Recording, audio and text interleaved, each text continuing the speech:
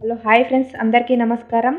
ఈ వసంత పంచమి నాడు సరస్వతి దేవిని ఏ విధంగా పూజ చేసుకోవాలి, ఇంట్లో సులభంగా ఎలా చేసుకోవచ్చు, అలాగే ఏ మంత్రాలు చదవాలి, అలాగే ఏ పుష్పాలతో అలంకరణ చేసుకోవాలి, అలాగే ఏ ప్రసాదాలు పెట్టుకోవాలి అనేది ఈ వీడియోలో ఉంటుంది. ఇక్కడ స్కిప్ చేయకుండా చూడండి. వీడియో నచ్చితే లైక్ చేయండి ఫ్రెండ్స్.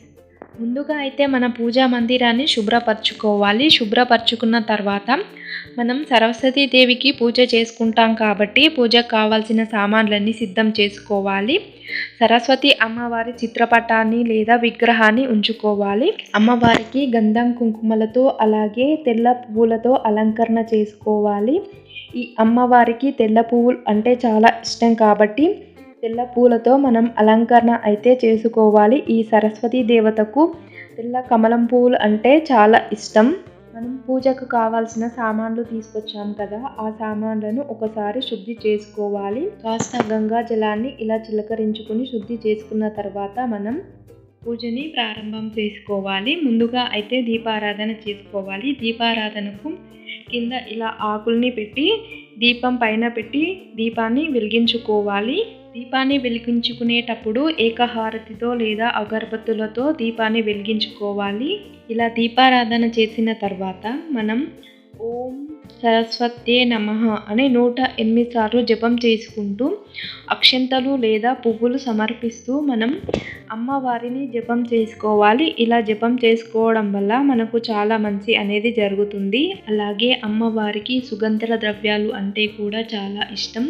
పుష్పాలు, సుగంధ ద్రవ్యాలు, అలాగే అక్షంతలు ఇలా సమర్పణ చేసుకుంటూ పూజ అయితే చేసుకోవాలి.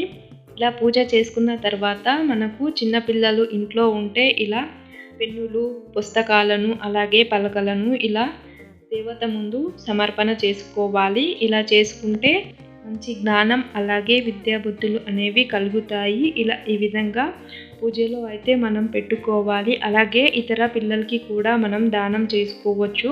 మనకు తోచినంత సహాయం అయితే చేసుకోవచ్చు ఫ్రెండ్స్. ఇలా పెన్నుల్ని, పలకల్ని, బల్పాలని అలాగే బుక్స్లని కూడా దానం చేసుకోవచ్చు. ఇలా దానం చేసుకోవడం వల్ల కూడా ఈరోజు చాలా మంచిది. అలాగే ప్రసాదాలను కూడా పంచిపెట్టాలి. మనం ఏ ప్రసాదాలు చేసుకోవాలి అంటే పాలతో చేసిన తెల్ల పదార్థాలను, తీపి పదార్థాలను ప్రసాదాలుగా పెట్టాలి. మనం తిని అలాగే ఇతరులకు కూడా పంచిపెట్టాలి. ఇలా పెన్సిళ్లను అలాగే పెన్నులను, పుస్తకాలను ఇలా పంచిపెట్టాలి. అలాగే ప్రసాదాలను కూడా పంచిపెట్టాలి.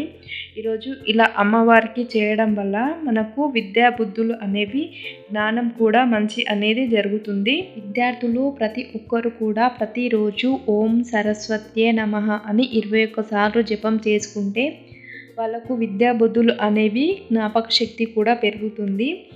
పూజ అనంతరం మనం పుస్తకాలను ఆచారంగా భావిస్తూ పూజిస్తే మనకు విద్యలో శ్రేయస్సు అనేది కలుగుతుంది.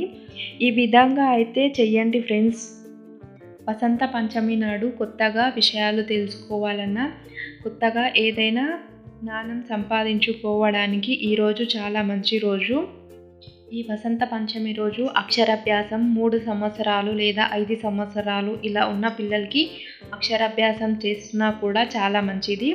అలాగే కొత్తగా స్కూల్కి పంపించాలనుకున్న వాళ్ళు కూడా ఈరోజు స్కూల్కి పంపించవచ్చు. ఈరోజు చాలా మంచి రోజు.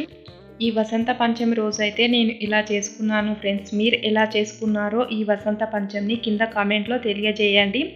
అలాగే వీడియో నచ్చితే లైక్ చేయండి, సబ్స్క్రైబ్ చేసుకోండి ఫ్రెండ్స్.